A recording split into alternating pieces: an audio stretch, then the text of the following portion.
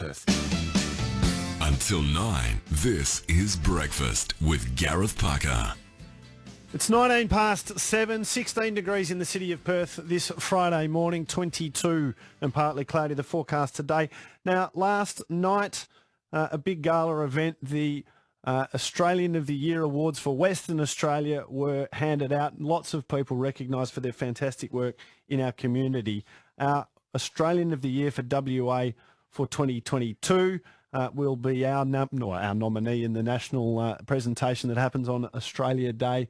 Well, he's a gentleman who may well be familiar to you as a 6PR listener. He's a bloke that we've spoken to plenty of times in the past about an issue that I think all parents are still trying to pick their way through and navigate, and that's how you keep yourself and your children and your family safe online. He's a former West Australian police officer, Paul Litherland, the founder of Surf Online Safe. Congratulations, mate. Welcome to 6PR Breakfast.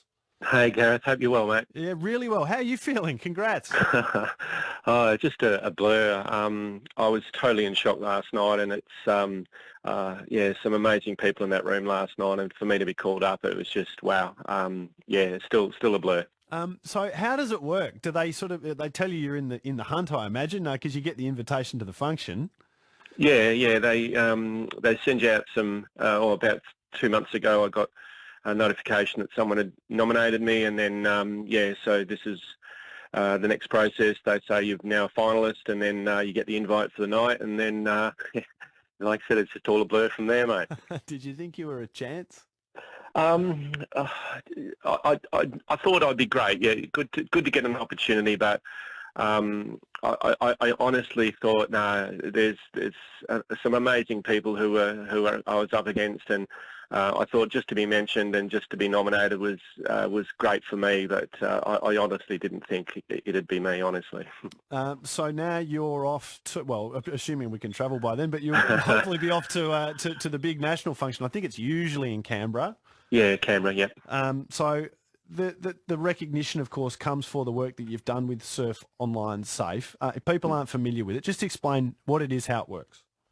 Basically, I run a cyber safety education, or what I call internet awareness education, to schools, organisations and places all over WA and Australia. So just my background in WA police, I was working at tech crime for 6 years and sort of found a lot of frustration at how poorly I suppose the networks, social networking and gaming, and as an example, we're looking after kids. So I decided to get out there and just start doing a few sessions at my kids' school, and 600 schools later, mate, here we are. So it's great. It's a great opportunity, and to continue to educate and just try to make our kids a little bit more safer online. Well, Paul, I mean, you were ahead of the curve, weren't you? Really, because you picked this unfortunate trend early, and it's really been an international focus in the last few weeks since especially that Wall Street Journal investigation into Facebook and the harm that it knew that it was doing to children but failed to do much about.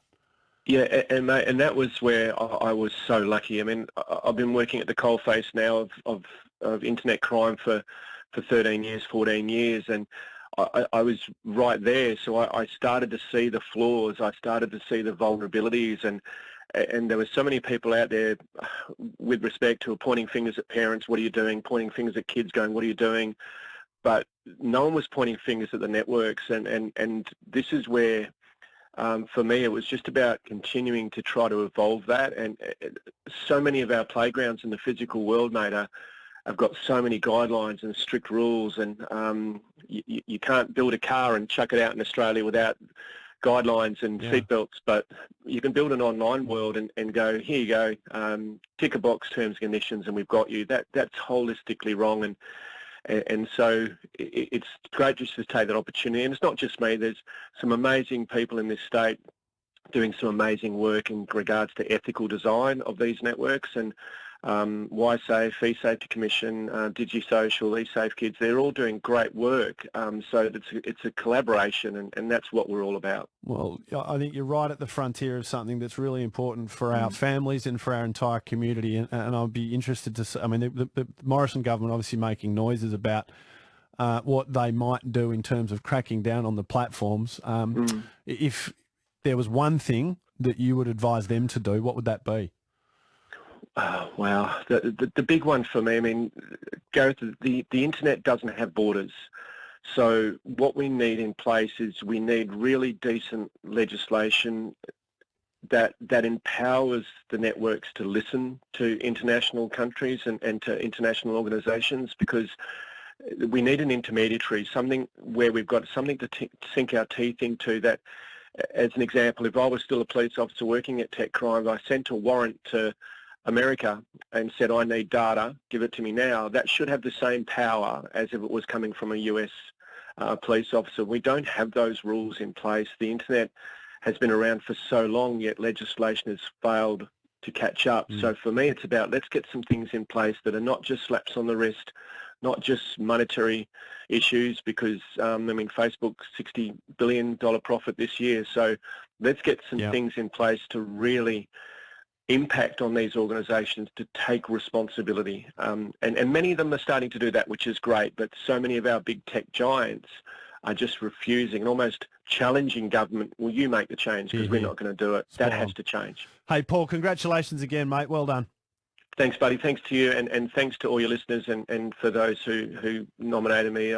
I'm really in amazing thanks for that, mate. It's great. So all the very best. Paul Litherland, our WA Australian of the Year for 2022 at 24.